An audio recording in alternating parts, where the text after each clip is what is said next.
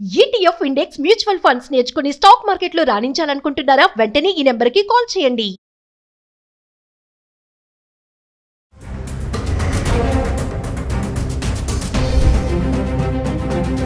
And as usual, the in-flight entertainment is not working. Leave in-flight entertainment. Calicut to landing stations. If I talk about this light, it is also not working. I'm really shocked to see the irresponsible behavior of this flight. I am actually shocked. मेरा बेटा जो 3 साल का है बेचारा पसीने में भीग चुका है. We are pushing the crew button, but none of the crew is coming. Again and again, everyone is pushing. Just look at the situation. నమస్తే, welcome back to Suman TV. ఈరోజు మనతో పాటు ఉన్నారు Telangana aviation academy founder, CEO and director S N Reddy garu. సార్తో మాట్లాడదాం. నమస్తే sir. Sir, మా ప్రీవియస్గా చూసుకుంటే ఈ అహ్మదాబాద్ అయిన తర్వాతే రెగ్యులర్గా చాలా జరిగాయి. ఒక 2-3 జరుగుతున్నాయి ఇలాంటి అన్ని ప్రాబ్లమ్స్. అంటే ఎగిరే క్రమంలోనే మొన్న అహ్మదాబాద్లోనే సేమ్ అహ్మదాబాద్ టు లండన్ వెళ్ళేదే జస్ట్ ఎగరకుండానే ఆగిపోయింది ఇంజన్ లోపం వల్ల అని చెప్పేసి అంటున్నారు. మళ్ళీ నిన్న శంషాబాద్లో మొన్న కూడా హెలికాప్టర్ ఒకటి పడిపోయింది కేదార్నాథ్ దగ్గర. అంటే ఎందుకు ఇలాంటి సమస్యలు వస్తున్నాయి? కేదార్నాథ్ దగ్గర పడిపోయింది హెలికాప్టర్, ఇదివరకు కూడా పడిపోయినాయి. That is the helicopter mechanism is different and that might have happened due to some mechanical failure or severe weather conditions. సాధారణంగా ఆ ఏరియాలో వెదర్ కండిషన్స్ బాగుండే అనమాట కేదార్నాథ్ దగ్గర, దాంతో కావచ్చు అక్కడ. కానీ వేరే ఫ్లైట్స్ కొన్ని ఈ మధ్య అయితే ఏమైంది, when an accident takes place, everyone becomes too alert, more conscious of it. ఏ కొంచెం ఉన్నా కానీ అబ్బో ఇది ఏమవుతుందో అన్న భయంతో they would like to ground it or they would like to check again and again. So ఆ భయం తోటి కొంచెం ఎక్కువ, I mean we become doubly careful అంతే అన్నమాట. అది సో ఏదైతే ఈ బోయింగ్ విమాన ప్రమాదం జరిగిందో ఇదే చాలా పెద్దది ఇన్సిడెంట్ అని చెప్పేసి అందరూ అంటున్నారు. అవును, ఎందుకంటే so many lives involved. Apart from the lives of the passengers or crew, unfortunately so many outsider people have been injured and died also. That was very unfortunate thing. Oh no, ఇంకొకటి ఒక remote thing what I could think is, as a pilot I can think is ఈ aircraft crash కాకముందు నేను visual చూస్తే undercarriage కింద ఉన్నది gear, we call it gear, undercarriage wheels ఉంటాయి కదా, అవి కిందకున్నాయి. సాధారణంగా మనం టేక్ ఆఫ్ అయిన తర్వాత about 100 feet we take the gear up, we take the wheels up. But ఇక్కడ 600 feet వరకు పోయింది అంటారు. మరి 600 feet వరకు పోతే ఈ ల్యాండింగ్ గేర్ ఎందుకు పైకి తీసుకోలేదు? సో ఒకటి నాకు రిమోట్గా I could think of is that maybe the captain has asked for the wheels up, we call it gear up. The co pilot unfortunately might have given flops up. But అటువంటి కావద్దని ఏం చేస్తారు, gear Lever ఏమో రౌండ్గా ఉంటుంది, ఇదేమో ఫ్లాట్గా ఉంటుంది ఫ్లాప్స్ది. ఈవెన్ నిద్రపోతుంటే కూడా మనం, if you ask me, I can feel it and say oh this is gear and this is the flap I can say. అందుకొరికి వాటి షేప్ కూడా డిఫరెంట్గా పెడతారు సో దట్ ఇటువంటి మిస్టేక్ కావద్దని. But there is a remote possibility maybe he has given the flaps up. When the flaps are taken only for giving additional lift at the time of take off, we take the flops and slots అని కూడా ఉంటాయి. So ఈ flops తోటి ఏమవుతుంది, if this is the flop it extends.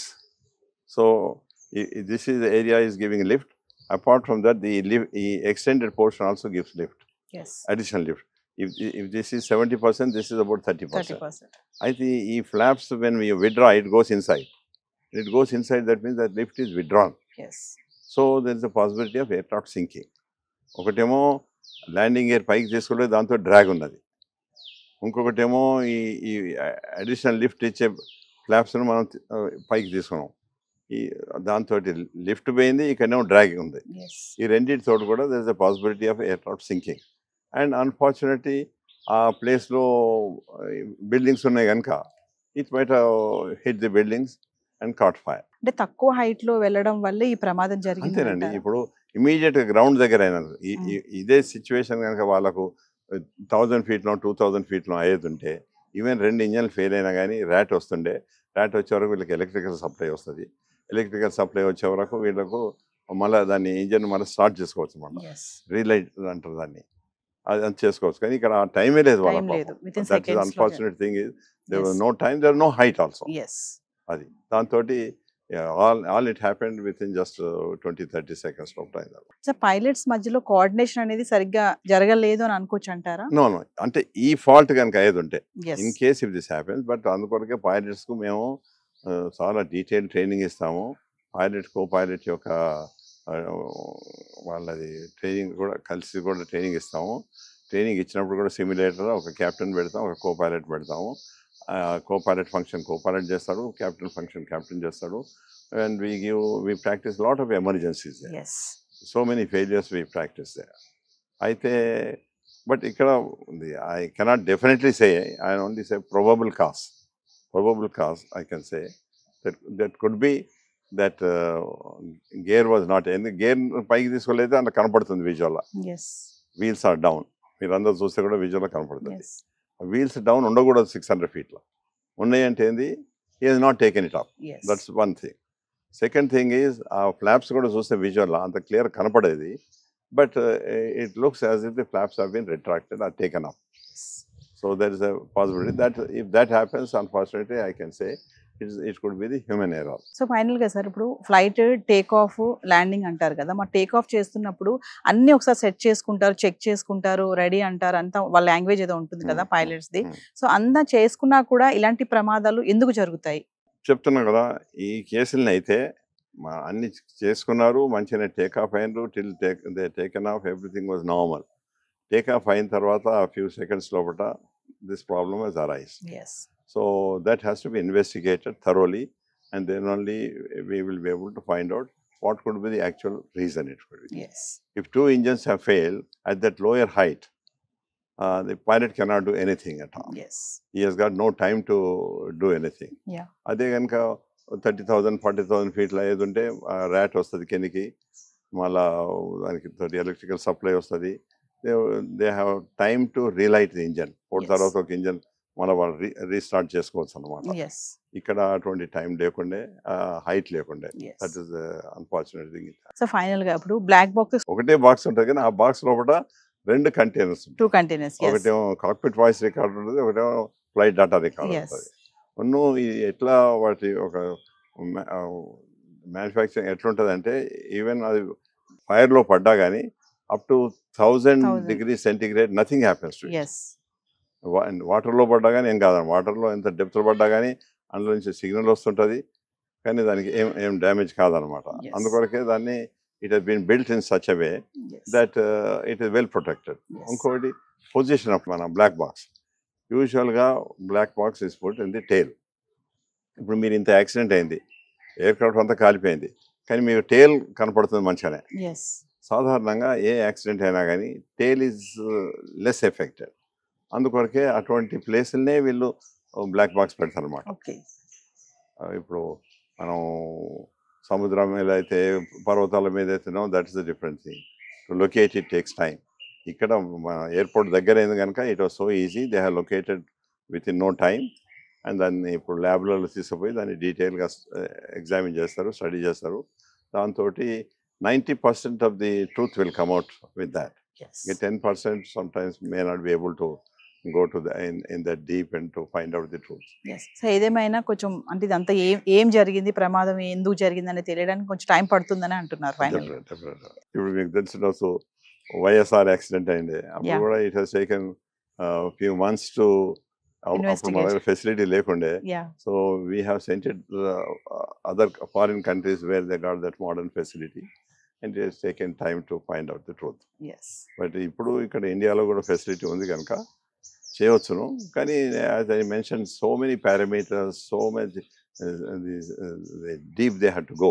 Yes. So it will take long time అన్నమాట. Sir last question sir, అంటే మీరు 2000 members pilots వరకు ట్రైనింగ్ ఇచ్చారని తెలుసు మాకు.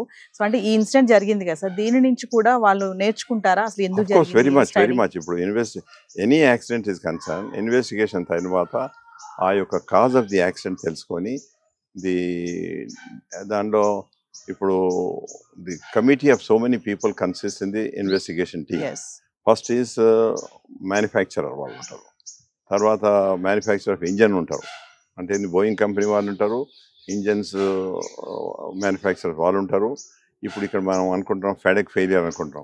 ఫెడెక్ మ్యానుఫ్యాక్చర్ వాళ్ళు ఫ్రెంచ్ కంపెనీ అనమాట, సాఫ్రాన్ అని, వాళ్ళు కూడా ఉంటారు దానిలో కూడా.